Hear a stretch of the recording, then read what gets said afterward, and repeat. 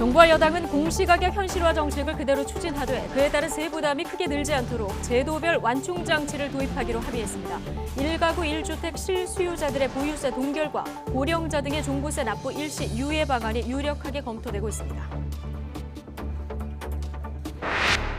차기 대선 후보 지지도에서 이재명 민주당 후보와 윤석열 국민의힘 후보가 엎치락뒤치락하며 혼전 양상을 이어가고 있습니다. TBS가 의뢰한 조사에서는 이 후보가 윤 후보보다 3%포인트 가까이 높았지만 오마이뉴스 조사에서는 윤 후보가 이 후보를 6%포인트 이상 앞선 것으로 나타났습니다. 이재명 민주당 후보는 보육과 교육 정책의 변화가 필요하다면서 부처별로 흩어진 보육 서비스 등을 통합해 국가 책임제를 도입해야 한다고 말했습니다. 윤석열 국민의힘 후보는 국가가 끝까지 책임지는 인류 보훈 달성을 강조하면서 6.25와 베트남 전쟁에 참전했던 국가 유공자의 수당을 2배로 인상하겠다고 공약했습니다. 코로나19 신규 확진자가 휴일 검사 건수 감소 여파로 5천 명대를 기록했습니다. 위중증 환자 수는 사흘째 1,000명 안팎을 기록한 가운데 전국 중환자 병상 가동률은 80%를 넘겼습니다. 오늘부터 수도권 모든 학교와 비수도권 과대 과밀 학교의 전면 등교가 중단되고 등교 수업과 원격 수업이 병행됩니다. 교육부는 전교생의 3분의 2 등교를 적용하되 시도교육청 차원에서 등교 비율을 탄력적으로 조정할 수 있도록 했습니다. 한국전력이 내년 1분기에 적용될 전기요금을 동결하기로 했습니다. 국제 연료 가격 급등에 의한 요금 인상 요인이 발생했지만 물가 상승에 따른 국민 고통을 감안해 동결하기로 결정했다고 정부는 밝혔습니다. 네, 국민의힘 윤석열 후보 오전에 최전방인 강원도 철원 군부대를 찾아서 장병들을 격려한 뒤에 조금 전에는 철원의 공공산후조리원을 방문했습니다. 방문을 마친 뒤 현장 브리핑이 진행됐는데요. 조금 전 상황 보시겠습니다. 글쎄, 정말 전방에서 고생하는 장병과 우리 간부들을 보고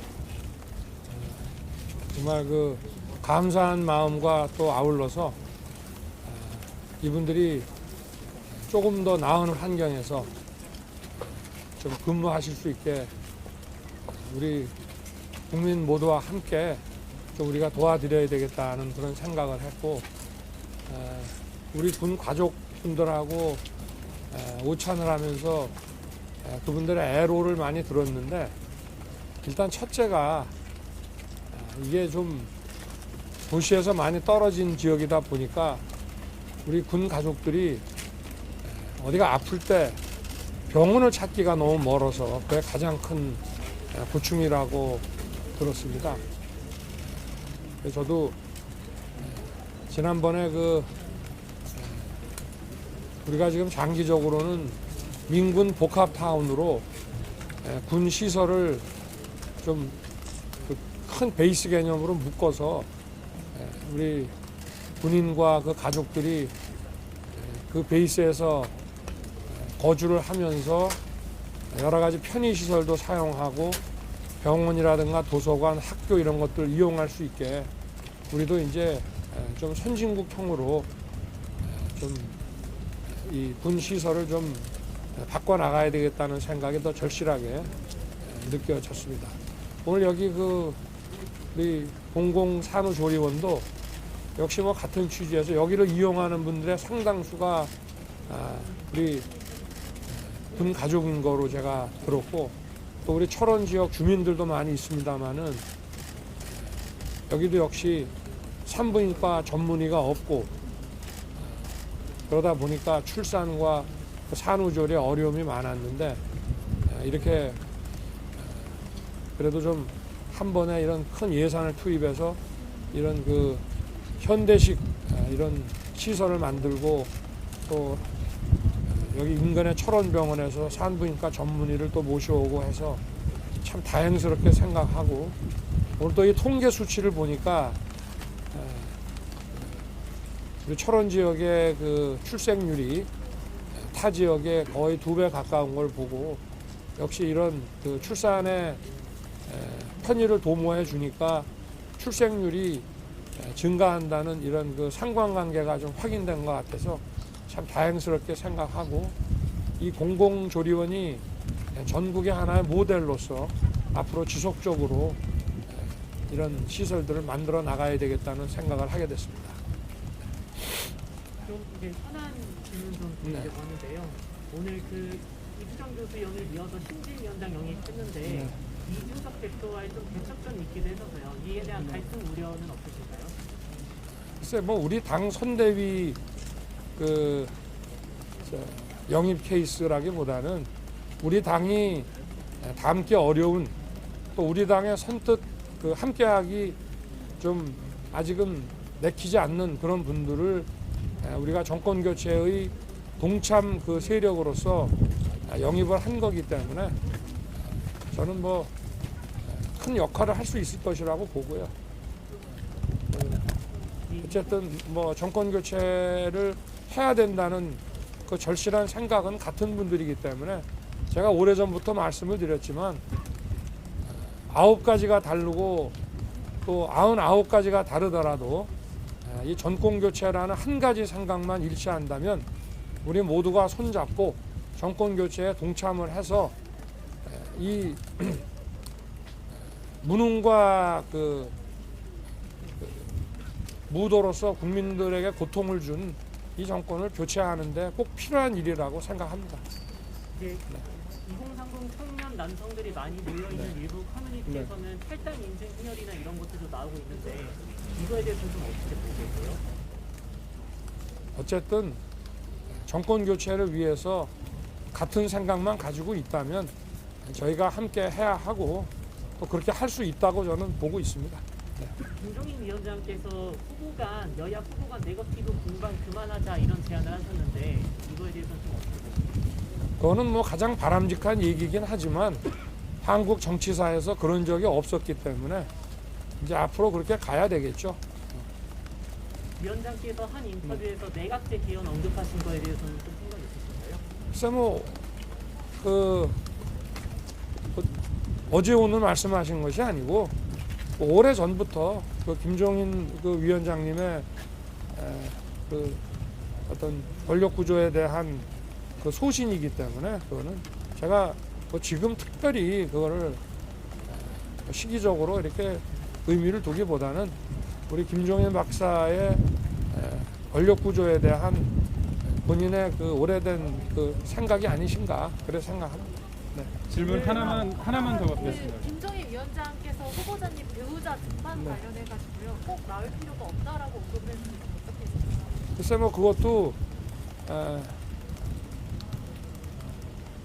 남편의 정치 활동에 동참을 해서 공개 활동을 열심히 하신 분도 있고 또 조용히 가족으로서 역할만 하신 분들도 있고 다양하게 있기 때문에 막 그런 것을 언급하신 것이 아닌가 저는 그래 생각하고 있습니다. 질문이라 하나만 마지막 실단 질문이어가지고요. 오늘 비공개 선대위에서 이준석 위원장과 조수진 단장의 충돌이 보도가 되기도 했는데요. 이거 관련해서 뭐 선대위 내 소통이 잘 이루어지고 있다고 보시는지.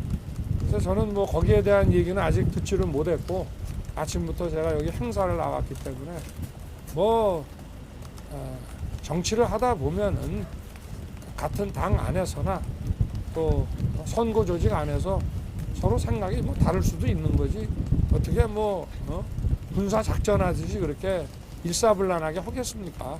그게 바로 민주주의 아니겠습니까?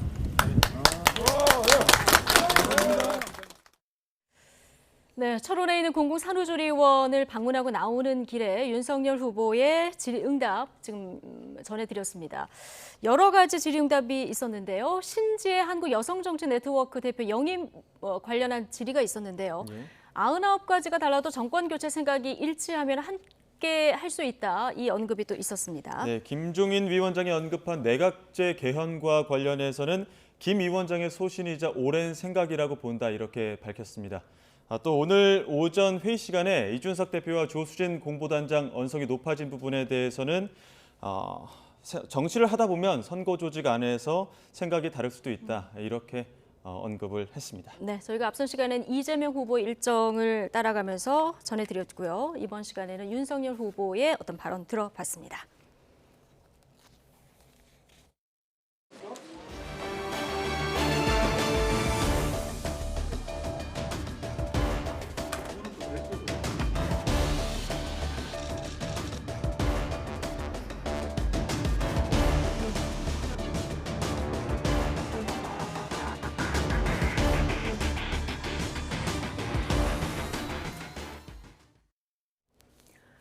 네, 코로나19 신규 환자가 5,318명으로 엿새 만에 다시 5,000명대로 줄었습니다. 전날보다 900여 명 줄어든 건데 주말 영향이 반영된 만큼 주 중반 이후 추이를 주시해야 하는 상황입니다.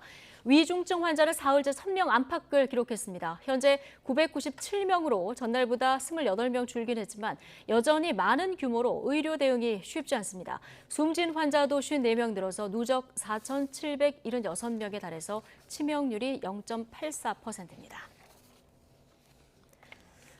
네, 비수도권의 코로나19 확산세도 좀처럼 꺾이지 않고 있습니다. 네, 부산에서는 신규 확진자가 엿새 연속으로 300명대를 기록하고 있는데요.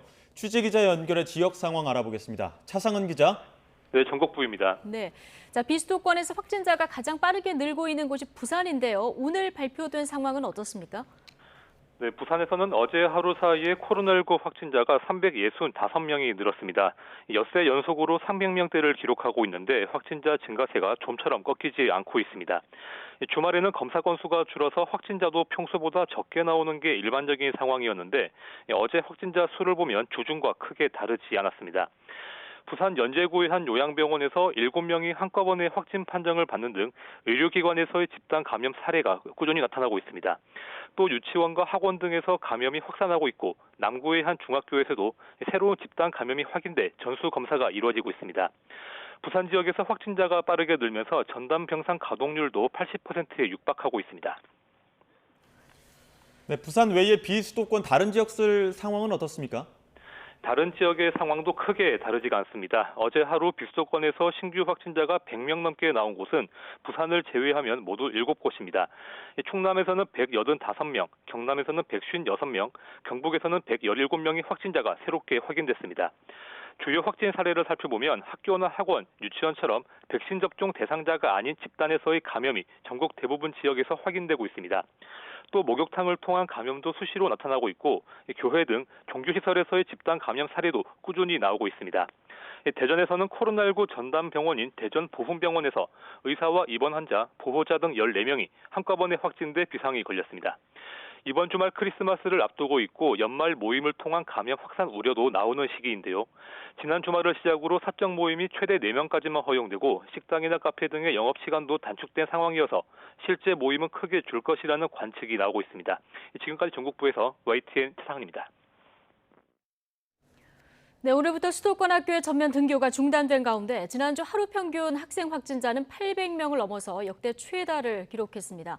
교육부는 지난 19일부터 어제까지 학생 5,909명이 확진돼 하루 평균 844명꼴이었다고 밝혔습니다. 특히 지난 14일에는 1,107명이 양성 판정을 받아 하루 확진자로는 역대 최다를 기록했습니다. 교직원 확진자는 일주일간 496명이 추가돼서 하루 평균 71명꼴로 집계됐습니다. 문재인 대통령은 코로나 중증 환자 진료에 국립대병원 의료 역량을 집중 투입해달라고 지시했습니다. 문 대통령은 오늘 참모회의에서 특단의 조치를 통해서 의료 대응 역량을 확충하겠다며 이같이 특별 지시했다고 청와대 박경미 대변인이 전했습니다. 문 대통령은 수도권 소재 공공병원 가운데 가능한 경우는 감염병 전담병원으로 전환하고 사립대병원 등 민간병원이 적극적으로 협력해 진료 차질과 의료 공백을 최소화해달라고 당부했습니다. 또 코로나 상황 장기화에 대비해서 현재 국립중앙의료원이 운영하는 방식의 모듈형 중증병상 확충을 적극 추진해달라고 주문했습니다.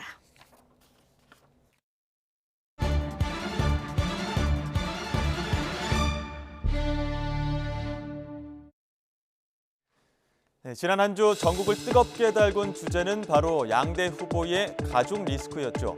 실제 일주일 포털 사이트 검색량을 살펴보니 관심은 거기에 집중돼 있었는데요. 두 후보 중 어떤 후보의 리스크가 더 큰 관심을 모았을까요? 먼저 네이버 검색 트렌드입니다. 파란색 이재명 후보, 빨간색 윤석열 후보. 먼저 주 초반에는 윤석열 후보 관련 검색이 많았습니다. 윤 후보 관련 YTN 보도가 나간 뒤 검색량이 급증했고 15일 윤 후보가 송구하다는 입장을 밝히면서 정점을 찍었습니다. 이튿날인 16일은 이재명 후보의 검색량이 급등했는데요. 이날 아침 이 후보 아들의 불법 도박 의혹이 제기됐고 이 후보가 4시간 만에 바로 사과하면서 세간의 관심을 모았던 날이었죠. 구글 검색어 트렌드도 추이는 비슷했지만 윤석열 후보 가족 리스크는 검색량이 소폭 늘었던 반면 이재명 후보 쪽은 급격히 증가했음을 알 수 있습니다. 이번 주 연관 검색어에는 역시 가족이 등장했는데요. 이재명 아들 사진, 김건희 이런 이름들이 많이 검색이 됐습니다. 다음 인터넷 포털 검색어와 검색량은 해당 사이트 이용자의 연령이나 성향 등에 따라서 영향을 받을 수 있습니다. 때문에 앞서 보여드렸던 것처럼 네이버와 구글에서 그래프 모양의 차이가 있었던 것인데요. 이런 민심의 흐름이 전문적으로 집계된 여론조사에서는 어떻게 표출됐는지 이어서 전문가들과 함께 짚어보겠습니다. 네, 지난주 검색어 트렌드 박석원 앵커가 지금 정리를 해줬습니다. 대선 후보들의 가족 이슈, 인터넷 검색어에도 반영이 됐죠. 대선 후보 지지율에는 어떤 영향을 미쳤을지 여론조사 속 숨은 민심 지금부터 분석해 보겠습니다. 이택수 리얼미터 대표, 배종찬 인사이트K 연구소장 두 분 모셨습니다. 어서 오십시오. 네, 안녕하십니까? 안녕하십니까? 자, 검색어 트렌드를 지금 보고 오셨는데 지난주 두 후보 모두 정책도 굉장히 많이 내놓긴 했는데 지금 검색어를 보면 두 후보 모두 가족 관련 의혹 내용이 거의 절대적입니다. 그러니까요. 예. 그렇게 되는 이유가 실제 지지난주부터 이번 주까지도 계속 이어지고 있거든요. 네. 그러니까 후보자의 정책은 전혀 부각되지 않고 후보자들의 가족과 관련된 의혹, 이게 이제 이른바 리스크라는 거죠. 네. 유권자들이 더 많은 관심을 가지게 되는 거예요. 그 이유는 정책은 뚜렷하게 구분되지 않는 상황에서 오히려 이번 선거가 비호감, 네거티브 선거가 되고 있는데 그런 경우에는 후보자뿐만 아니라 후보자의 가족, 배우자와 자녀까지도 검증과 평가의 대상이거든요. 그래서 중요해지는 겁니다. 네. 그래서 이번 대선이 이런 빅데이터의 내용을 보더라도 배우자 대선, 자녀 대선, 합해서 가족 대선이 될 성격이 상당히 강해 보입니다. 예. 자, 지난주 이 가족 의혹이 반영된 여론조사 결과, 이번 주 여론조사 결과가 어떻게 나올지 굉장히 관심이었는데요. 자, 오늘 나온 두 개의 여론조사를 잠시 보시겠습니다. 일단 리얼미터 조사를 먼저 보시면, 자, 이재명, 윤석열 두 후보 모두 이제 하락하긴 했는데 이재명 후보 하락폭이 조금 더 커서요. 두 후보 격차가 조금 더 벌어진 결과가 나왔고, 한국사회여론연구소 조사에서는 이재명 후보가 소폭 하락했고요. 윤석열 후보는 4.6%포인트 상대적으로는 좀 큰 폭 하락을 보이는 이런 모습을 볼 수 있습니다. 어떻게 보면 약간 상반된 결과긴 한데 조사기관, 기간, 또 방법 차이가 있긴 한데 이 여론들을 또 어떻게 읽어야 됩니까? 일단 두 조사의 결은 조금 달라도 추세는 비슷했습니다. 네. 양 후보 모두 소폭 하락했는데 예. 이제 하락 폭이 조금 달랐던 것뿐이죠. 아까 검색어 트렌드 보셨지만 선거 초반에는 이 검색어가 긍정적인 요인으로 작용할 수도 있는데 선거 중반, 종반으로 갈수록 지지 후보가 어느 정도 결정이 된 유권자들 입장에서는 반대 후보의 약점을 보기 위해서 검색하는 경우가 더 많거든요. 예. 그런 차원에서 잠시 후 소개해드리겠습니다만 오마이뉴스 리얼미터가 이제 일간으로 이제 주간 3,000명을 하기 때문에 일간으로 이제 지표를 보고 있는데 네. 이 검색어 트렌드랑 비슷하게 이재명 후보 같은 경우는 주 중반 이후에 조금 낙폭이 좀 컸고요. 예. 김건희 이 배우자 논란으로 윤석열 후보 같은 경우는 주 초중반에 조금 낙폭이 있었던 그 예. 경우를 보게 되는데 검색어 트렌드나 여론이나 크게 이 추세는 흐름이 같았습니다. 다르지 않게 네. 같았고 KSY나 이제 리얼미터는 조사 방식하고 이제 기간이 좀 다르기 때문에 이제 결이 달랐던 말씀을 드렸는데 조사 방식이 KSY 조사 같은 경우는 금, 토요일 날 조사가 이제 주말에 됐고요. 네. 그다음에 안심번호 100%. 그러니까 이제 유선이 이제 빠진 이제 조사 방식이었고 안심번호는 2통 3사, 그러니까 알뜰폰이 좀 빠진 조사 방식이었고요. 예. 오마이뉴스 리얼미터는 안심번호 조사는 아니었고 RDD 방식, 그냥 랜덤으로 해서 무선 90%, 그다음에 유선 10%를 반영한 그러다 보니까 이제 조사 기관별로 같은 방식의 추세를 보라는 말씀 드렸잖아요. 그래서 조사 방식이 약간 달랐기 때문에 좀 결이 다른 부분도 없지 않아 있었습니다. 예, 네, 큰 틀에서는 두 후보 모두 이제 소폭 하락하는 이런 네. 모습을 볼 수 있는데 대선 이제 세 보니까 79일 남았더라고요. 앞자리가 또 바뀌는 이런 상황인데 자, 이 지금 가족 리스크에 대한 얘기를 계속 하고 있었습니다만은 후보자가 사과하는 문제, 이 문제에 대한 지적도 지난주에 좀 있었습니다. 이 의혹하고 별개로 사과라든가 대처, 태도, 자 이런 부분들이 여론에 미치는 영향은 어느 정도나 됩니까? 미치죠. 지금도 보면은 2개의 여론조사 결과를 소개드려야 되는데 예. 왜 달라? 이런 이야기를 하시는 분들이 굉장히 많을 거예요. 네. 우리 YTN이 가장 정통 또 이 아주 심층적인 분석을 해드리는데도 불구하고 잘 이해가 안 된다 이런 이야기를 하시는 건 뭐냐면 이전 대선에는 이런 경우가 잘 없었거든요. 예. 그런데 비슷한 시기에 비슷한 방법으로 실시되는 조사까지도 다릅니다. 그건 변동성이 더 커지고 있는 거예요. 말 그대로 배우자 리스크와 자녀 리스크까지 포함된 것에 대해서 20대, 30대의 반응도 다릅니다. 여성도 다릅니다. 네. 중도층도 다른 거죠. 예. 그러니까 역대 대선과 비교할 수 없을 정도로 세 글자입니다. 변동성이 커진다는 거죠. 변동성이 커진다. 어느 예. 것까지도 영향을 미치냐면 의혹이 있으면 규명을 하는데 이 태도와도 관련이 되는 겁니다. 예. 그러니까 바라볼 때 유권자들이 바라볼 때는 후보자들이 배우자 또 자녀의 리스크에 대해서 어떻게 이야기를 하느냐. 그러니까 조사마다 MZ세대, 2030 세대의 결과가 달라요. 예. 중도층도 다릅니다. 그 폭이 어떤 변화가 있는지도 다르다라는 것이거든요. 그런데 이게 왜 영향을 미치느냐? 그러니까 유권자는 문제가 있는 줄 알겠어요. 예. 하지만 이것에 대해서 어떻게 후보자들의 태도가 보이고 있느냐? 의혹이라고 하는 것은 세 가지가 충족이 돼야 되는 거죠. 첫 번째, 의혹에 대한 해명에 있어서 신충정입니다. 신충정, 신속하냐, 충분하냐, 세 번째로는 정확하냐거든요. 예. 다 불만인 거예요. 그러니까 이번 조사의 특징은 뭐냐? 지지율이 올라가든 이재명 후보도 지지율이 내려갔고 또 지지율이 조금 주춤하던 윤석열 후보는 더 많이 내려가고 이런 현상을 예. 보면은 두 후보자 모두에게 불만이라는 것이거든요. 그러니까 말 그대로 의혹도 의혹인데 두 후보자가 해명하는 태도를 봐도 이건 불만이다. 그러다 보니까 두 후보의 지지율이 다 내려가는 현상. 이렇게 되면은 응답자들의 변동성은 더 커지는 거죠. 예. 이제는요. 조사 방법만 가지고 또는 조사 시기만 가지고 두 조사가 방식이 다르니까 다르다. 이런 이야기를 못 해요. 예. 그만큼 실제 조사의 변동성 자체가 그만큼 더 커졌다고 봐야 되는 거죠. 예, 그렇군요. 의혹도 문제지만 의혹에 대처하는 자세. 그런데 이게 또 유권자 성향별로 다 또 다르기 때문에 어느 때보다 변동성이 크다 이런 네. 얘기를 해주셨는데, 자, 두 후보 모두 아들과 배우자 논란에 대해서 사과를 하긴 했는데 가족 리스크 이제 계속 될 것 같습니다. 양당 모두 네거티브 공격에 치중하다 보니까 정치권도 지금 역대급 진흙탕 싸움을 벌이고 있는데요. 여야 목소리 듣고 오시겠습니다. 가서 이제 뉴욕대 일정 중에 보면은 이제 재미있는 일정이 많습니다. 뮤지컬 타잔 볼 수 있죠. 타잔을 봤다고. 문화산업 쪽이니까. 예. 그리고 이제 애플스토어 1호점은 왜 방문했는지 모르겠는데 하여튼 애플스토어 1호점. MBC 방송국 투어 코스 이것도 뭐 갈 수 있죠. 갈 수 있죠. 예. 닌텐도 게임기 홍보관 뭐 이것도 갈 수 예. 있죠. 마지막 날에 이제 아울렛을 갔더라고요. 이거는 네. 미국의 투어하면 항상 마지막 코스죠. 네. 네. 국회의원들도 가면 마지막 날 휴일날.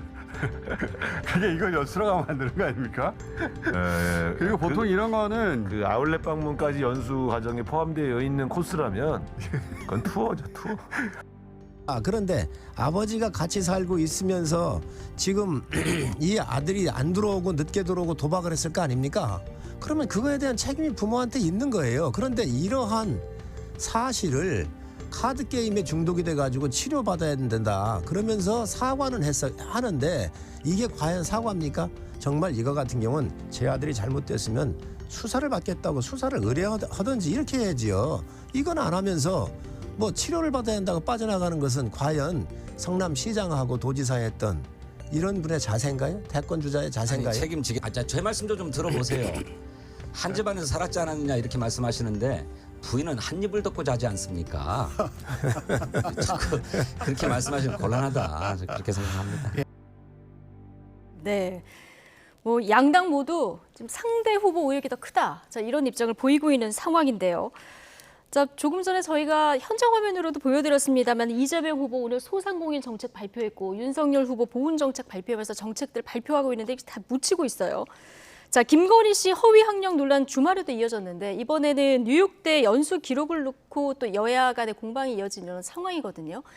근데 이게 지금 이 의혹이 끝이냐? 그럴 것 같지 않은 분위기인데 앞으로 의혹이 계속 나온다면 윤석열 후보 지지율에 어느 정도나 영향이 있을까요? 뭐 지난주에 분명히 이제 하락 요인으로 작용했던 건 예. 분명하고요. 그동안에 김건희 씨 관련해서 뭐 주가 조작 논란이라든지 아니면 뭐 또 다른 기업의 이제 뇌물 의혹 관련된 논란이라든지 그래서 그런 부분도 사실 크게 영향을 미치지 못했습니다. 네. 그런데 윤석열 후보의 지지율이 그동안에 강세를 보였던 거는 공정의 이제 아이콘이었기 때문에 네. 그런데 이제 김건희 씨와 관련된 이런 의혹 보도들이 과거 정경심 교수하고 좀 비슷한 경향성이 있기 때문에 국민들이 관심 있고 조금 체감도가 기존 이슈들하고 좀 달랐던 것 같습니다. 그래서 KSI 조사에서는 한 4%포인트 이상 빠졌고 리얼미터 조사에서는 크진 않습니다만 0.8%포인트 하락한 요인으로 작용을 했는데 아까 말씀해 주셨던 것처럼 이제 뭐 신속한 이런 그 대응이라든지 아니면 효과 뭐 이런 부분도 있겠지만 향후에 이제 여러 가지 나올 수 있는 정황 증거들 이런 부분들이 이제 어느 정도일 것이냐 아니면 또 그에 대한 사과의 이제 폭이라든지 진정성 이런 부분들이 중요할 것 같고요. 네. 여하튼 이 검색어 아까 이제 통계에서 나왔습니다만 부정적인 이 검색어라든지 또 이 검색량이 굉장히 많을 경우에는 이게 후보 지지율에 큰 영향을 미칠 수도 있는 것이고 그다음에 향후에 또 이제 증거 자료가 이제 어느 정도 나올 수 있을지 여부에 따라서 이 낙폭이 좀 좌우가 될 텐데 또 상대 후보의 또 다른 또 증거들이 또 나오게 되면 또 묻히는 경우도 있고 그래서 굉장히 역동적으로 당분간 움직여질 가능성이 높아 보입니다. 공정의 화두로 출마했는데 이 전제 자체가 좀 깨졌기 때문에 여론에 영향이 있었을 것이다 얘기를 해주셨는데 자 이제 이준석 대표 김건희 씨 위한 비단 주머니 많다. 뭐 이런 얘기도 지난주에 하긴 했는데요. 네. 비슷한 의혹이 계속 나올 경우에 지금처럼 지지율이 계속 빠질까요? 아니면 제한적일까요? 어떻게 영향을 보십니까? 받겠죠. 영향을 계속 받을 것이다. 그러니까 어느 정도의 지지율이 타격을 받느냐가 중요한 예. 것이 아니라 국민의힘 지지층이나 보수층에서 이럴 거예요. 아니 그러면 더불어민주당은 깨끗해? 그 이재명 후보의 아들이 더 큰 문제 아니에요? 이렇게 이야기하는데 여기서 중요한 것은 예. MZ세대 여성 중도층이라는 거예요. 이번 대선은 자기 지지층은 견고하게 다지고 MZ세대 또 여성 중도층에서 조금이라도 더 표를 얻는 후보가 이기는 선거입니다. 예. 이들이 영향을 받는다는 거예요. 이들이 왜 영향을 받느냐? 가장 유권자들이 민감하게 반응하는 것은 특혜거든요. 저 사람이 허위의 기록을 통해서 혜택을 받다는 그게 가장 큰 문제예요. 예. 그래서 자꾸 이준석 대표가 비단 주머니 이야기할 게 아니에요. 비단 주머니 이런 거 이야기를 하게 되면 착시 현상이 발생합니다. 마치 해법이 있는 것처럼 가장 좋은 해법은 아까도 말씀드렸지만 신충정, 신속하게 충분하게 정확하게 김건희 씨는 유력 대선 후보의 배우자잖아요. 직접 나와서 코바나 콘텐츠의 대표입니다. 예. 뭐 말씀드릴 그런 콘텐츠가 얼마나 많이 있겠어요. 그러면 나와서 해명을 하면 됩니다. 예. 뭐가 잘못됐느냐? 서울 애니메이션 페스티벌 수상 기록 말씀하시죠. 자 여기 원본 상장이 있습니다. 그러면 해명이 되는 거잖아요. 네. 이런 식으로 해명을 하는 것이 최선의 방법이 되는 것이죠. 부인인 김건희 씨가 직접 나와서 해명하고 사과하는 것이 가장 좋은 돌파 방법이다. 그럼요. 예.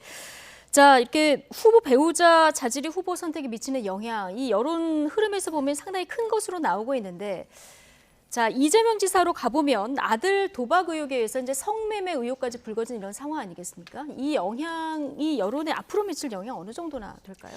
이재명 후보 같은 경우는 지난주에 이제 남성층 그리고 50대 그리고 자영업층 뭐 이런 쪽에서 좀 하락한 폭이 상대적으로 좀 컸던 것 같습니다. 네. 이분은 결국엔 이제 아들 문제가 남성들한테 혹은 또 아들 자녀 세대 이제 부모 세대인 50대 이런 쪽에 영향을 미친 것 같고요. 또 지난주 같은 경우는 이재명 후보 이제 가족 문제뿐만 아니라 코로나 이제 확진자 증가에 따라서 또 방역 단계가 좀 강화되지 않았습니까? 예. 그래서 자영업층에서도 하락폭이 상대적으로 다른 층에 비해서 컸거든요. 그래서 예. 전반적으로 민주당 지지율도 조금 하락하고 여당 후보로서 이재명 후보가 좀 하락한 측면도 있거든요. 그래서 좀 여러 가지가 겹친 한 주간이 아니었나 싶습니다. 예.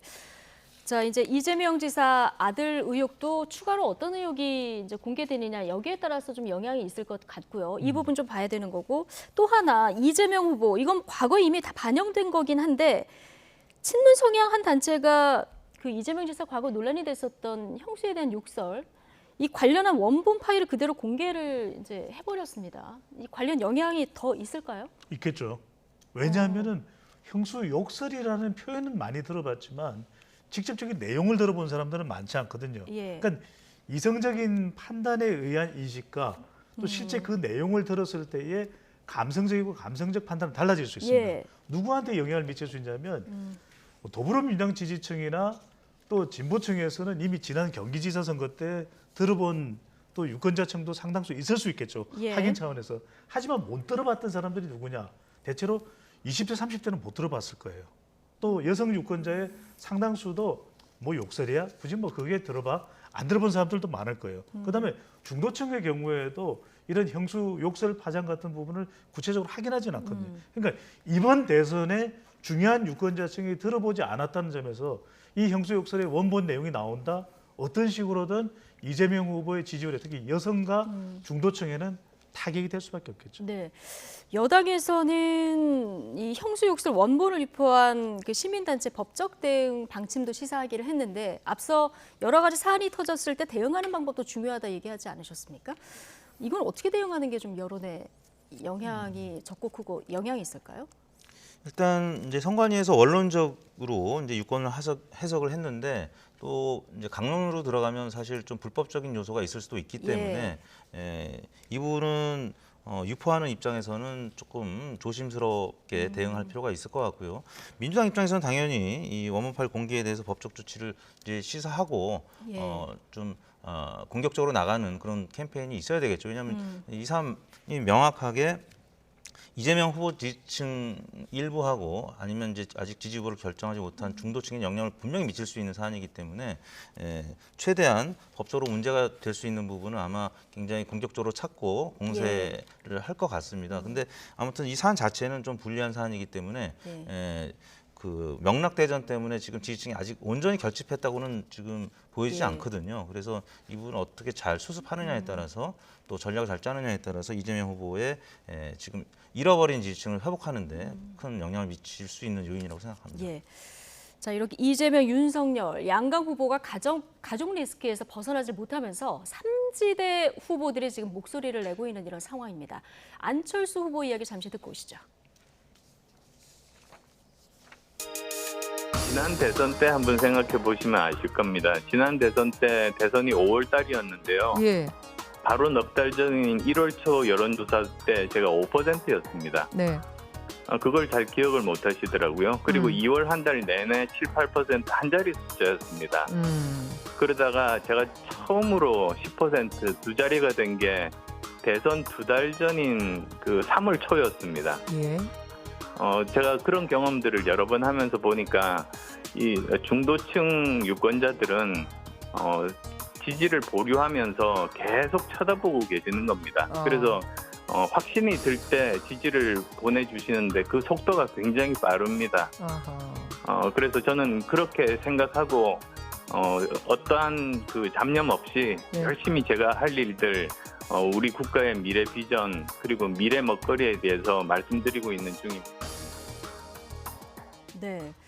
지난 대선 때 예를 들면서 지지율이 반등할 것이다 이렇게 이제 스스로 예측을 했는데 최근에 수능 오류 문제도 좀 풀고요. 그렇죠. 그리고 박근혜, 이명박 전 대통령 형 집행정지 이슈도 지금 꺼내는 이런 상황 아니겠습니까? 자, 오늘 발표된 여론조사를 보면 소폭 상승한 흐름을 볼 수 있는데 앞으로 이 상승 여력 얼마나 될까요? 상대적 풍선 효과는 있겠죠. 상대적인 풍선 효과. 이재명, 윤석열 후보의 가족 리스크를 보니까 실망하게 되죠. 그러니까 안철수 후보는 별로 가족 리스크도 없고 최근에 수능 문제도 일타 강서로 풀고 또 코로나19 관련해서 의사로서도 대응을 했고 나쁘지가 않은데 그런 상대적인 풍선 효과는 있죠. 살짝 옮겨가는 것.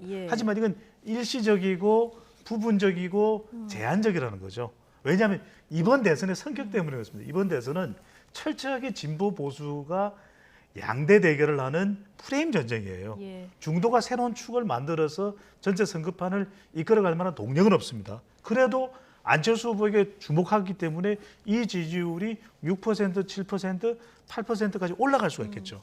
그러면 어느 정도 올라가면 이게 좀 변곡점이 될 수 있을까요? 8, 9%죠. 8, 9%. 두 자릿수로 올라가기는 힘들 수가 있을 텐데 좀 역부족인 그런 선거 환경도 영향을 미치고. 근데 여기서 중요한 건 뭐냐면 안철수 후보가 8에서 9% 간다는 것은 결국 중도나 중도 보수를 견인한다는 것이거든요. 이때 위협이 되는 건 윤석열 후보예요. 그렇다면 가족 리스크 상황 속에서 어떻게 하면 안 후보가 완주할 때 안철수 후보의 지지층을 윤석열 후보가 흡수할 수 있느냐. 예. 이거는 상당한 위협이 될 수도 있죠. 상당한 위협이 될 수 있다. 자, 홍준표 국민의힘 의원이 재미있는 표현을 했습니다. 그 청문홍답, 청년들이 묻고 홍준표가 답한다 이 게시판에 남긴 글인데 안철수는 정상, 그런데 뒤에 보면 또 젖은 장작이다 이렇게 또 표현을 했는데 어떻게 보십니까? 이제 이 제3의 후보들 안철수 후보라든지 아니면 그 뭐 심상정, 김동연 후보 네. 등이 지금 사실 지지율이 뭐 3%, 4% 포인트 나오고 있는데 홍준표 후보 입장은 좀 다르겠죠. 기존의 뭐 윤석열 후보 입장과는 좀 다른 입장일 거고 뭐 차차기를 지금 노리고 있는 입장이다 보니까 안철수 후보한테 조금 긍정적인 메시지를 던질 수도 예. 있는 거고 제가 이제 아까 배 소장님 얘기한 거에 대해 첨언을 좀 하자면 사실 여론조사 기법에 있어서 지금은 보통은 랜덤으로 불러주는데 본격적인 선거 운동이 시작이 되면 기호가 주어지고 민주당 후보가 이제 기호 1번이 되겠죠. 의석순으로 하게 되기 때문에. 그리고 국민의힘이 2번이 됩니다. 윤석열 후보가 2번이 되고 나머지 이제 3, 4번 후보들은 지금 시점에서는 랜덤하게 불러주는 여론조사가 많지만 향후에 기호가 이제 정해지지 않습니까? 투표용지가 정해지고 네네. 그러면 기호 순번대로 불러줄 수가 있고 기호 번호를 불러줍니다. 그래서 1번 누구, 2번 누구. 그래서 안철수 후보 같은 경우는 뭐 예를 들어 3번이나 4번이 되지 않겠습니까? 그러면 확실히 후순위에 있는 후보들은 여론조사에서 좀 불리하게 나옵니다. 그런데 실제적으로 투표함을 이제 열어보면 좀 감춰진 표들이 있는 것이고요. 그래서 안철수 후보의 이야기들이 이제 맞을 가능성이 있는 것입니다. 그리고 이분들의 지지율을 합치면 한 꽤 되죠. 8% 10% 되기 때문에 이번 대선은 정말 양강 후보들의 아주 접전으로 끝날 가능성이 있어서 이분들의 캐스팅 보트 역할이 굉장히 돋보일 가능성이 있다라는 점에서는 선거 막판까지 단일화 연대 논의가 이루어질 가능성이 있다는 것이죠. 예, 끝까지 변수도 좀 주목해서 네. 봐야 되겠고요. 대선이 다가올수록 정치권에서는 부동산 민심을 잡으려는 움직임도 분주합니다. 민주당에서는 현 정부 부동산 정책에 대한 정책 변화의 움직임이 두드러지는데요. 국민의힘에서는 이재명 후보의 세제 기본 입장이 도대체 뭐냐 이런 비판도 나왔습니다. 자, 국내 정치로 복귀한 박영선 전 장관의 이야기 그리고 김종인 국민의힘 총괄선대위원장 이야기 함께 듣고 오시죠. 제가 그 당시에 당에 요청했던 사안입니다. 예. 네. 예. 그런데 당에서 논의하다가 그것을 이제 발표는 하지 않은 상황인데요. 네. 저는 문재인 정부에서 추진한 부동산 정책이 방향은 맞았지만 너무 급진적으로 추진을 했기 때문에 정책이라는 것은 이게 급진적으로 추진할 때 거기에 따른 또 부작용과 역풍이 있을 수 있거든요. 네네. 그래서 어느 정도 속도 조절이 필요하고요. 예. 이재명 후보가 요구하는 것도 그 방향을 흐트러뜨리겠다라는 의미는 아니고 속도 조절을 해가면서 이 국민과 시민의 고통을 함께 나누는 그런 어떤 정당이 되자 이런 의미로 저는 해석을 하고 있습니다. 투표를 하기 위해서 저희 일반 국민의 환심을 사기 위해서 그런 얘기가 그런지 모르지만 이재명 후보는 한편으로 이렇게 뭐 공시가에 또 동결을 하고 재산세도 동결하고 한다고 하면서 또 다른 한편으로는 자기 캠프 내에서 뭐 국토보유세 같은 거를 도입을 해가지고서 전 무슨 투기에서 발생하는 이득을 전부 환수하겠다고 이렇게 얘기를 하는데 그러니까 기본적으로 이재명 후보의 세제에 대한 기본 입장이 뭔지 잘 이해가 되질 않아요. 네. 자, 다주택자 양도세 문제 그리고 공식과 그 현실화 재검토 이재명 후보가 이제 현 정부 정책하고 차별화되는 이런 정책들을 계속 내놓고 있는 상황인데 지금 김종인 위원장의 얘기 듣고 오셨지만 국토보유세까지 공약으로 내걸었다가 지금 이런 언급을 하는 것이 좀 유권자들 입장에서는 헷갈릴 수도 있을 것 같은데요. 유권자들이 바라봤을 때는 이게 표심에 어떻게 영향을 미칠 거라고 그러니까 보십니까? 유권자의 표를 얻기 위해서 바꾸는 겁니다. 왜냐하면 부동산 정책은 비슷해질 수밖에 없다. 왜? 문재인 정부의 부동산 정책에 대한 실망감이 너무 컸던 것이 지난 4월 보궐선거 표심에서도 드러났잖아요. 그래서 정권교체 여론이 높아진 것이기 때문에 부동산 정책을 민주당에서 이재명 후보는 전환할 수밖에 없다. 그래야 정권교체 여론을 누그러뜨리고 완화시킬 수가 있는 것이고 또 하나 중요한 것은 방향 전환이 그렇죠. 이슈 전환이 대장동에 지금 묶여 있는데 부동산 정책에 대해서 계속해서 완화된 정책을 이야기해야만 대장동 발목으로부터 벗어날 수밖에 없다. 왜 중요하냐? 네. 지금 부동산 정책에 가장 크게 영향을 미치는 것이 이번 선거의 결정적인 승부처입니다. 서울, 가정주부청, 30대, 50대 임대료 때문이죠. 자영업청까지 다시 표심을 돌릴 수 있기 때문에 부동산은 바꿀 수밖에 없고 결과적으로 양 진영 간의 부동산 정책은 비슷해질 수밖에 없는 것이죠. 아, 그렇군요. 이 유권자 표심을 생각하면 양 당의 부동산 정책이 좀 비슷해질 수밖에 없는 이게 구조적으로 그렇다. 네. 이런 분석까지 들어봤습니다. 자, 지금까지 이택수 리얼미터 대표, 배종찬 인사이트K 연구소장 두 분과 함께했습니다. 고맙습니다. 네, 감사합니다.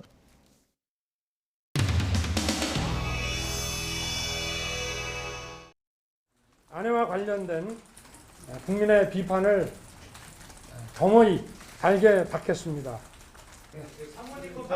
나머지는 제가 말씀드릴게요. 네. 자, 백불을요 이렇게 하시면 안 되고 저희가 지명을 하면 정확히 뭐에 대한 사과인지가 유명해서 자 이런 상황을 초래하게 된 것과 그 다음에 배우자분에 대한 국민적 의혹이 이렇게 일게 된 이런 상황 그리고 그것을 명쾌하게 해명하지 못하는 그런 상황 이런 것들에 대해서 송구스럽게 생각한다는 그런 말씀입니다. 지금 인정한 게 아니에요. 인정했다 안 하겠다는 게 섞여 있습니다. 어떤 것들에 대해서는 드러난 거를 어디까지 사실이라고 지금 사실 저도 그거를 잘 분류를 못 하겠습니다. 국민 여러분께 매우 죄송하다는 말씀 다시 한번 드리고 깊이 사죄드립니다.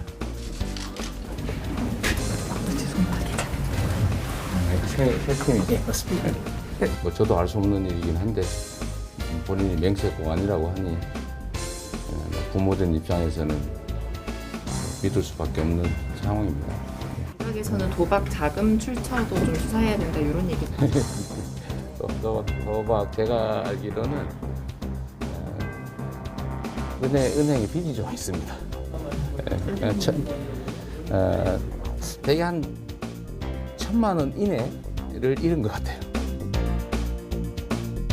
하기 위해서 최사람 일자리에 앉아 있습니다. 거대 양당 후보들이 이제 본인의 비리 의혹도 모자라서 가족들까지 문제를 드러내고 있습니다. 대장동대 고발 사주, 불법 도박과 성매매 의혹으로 성매매 의혹 때 채용 불공정으로 마치 거울처럼 서로를 비추고 있습니다.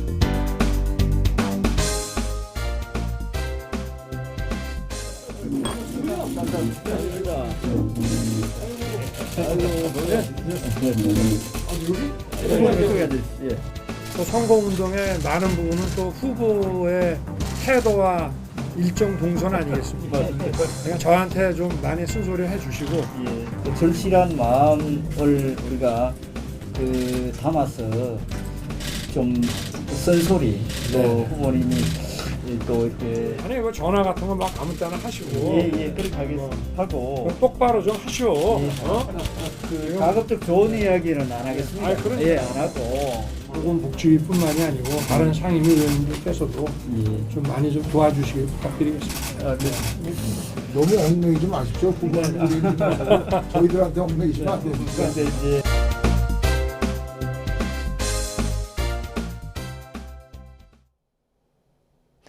오늘은 추위가 풀리면서 공기가 많이 부드러워졌습니다. 내일도 오늘만큼 포근한 겨울 날씨가 예상되는데요. 내일 서울 아침 기온 4도로 예년 기온을 7도가량 웃돌겠고 한낮에도 8도까지 오르는 등 온화함이 감돌겠습니다.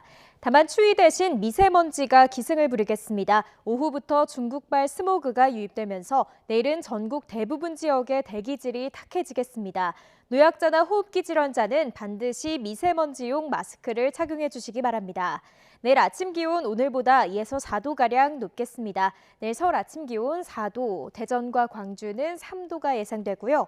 낮 기온도 오늘과 비슷하거나 조금 높겠습니다. 내일 낮 기온 서울 8도, 대전 12도, 부산은 15도가 예상됩니다. 지금까지 날씨 정보였습니다. 네, 월요일 더 뉴스 마치겠습니다. 함께해 주신 여러분 고맙습니다.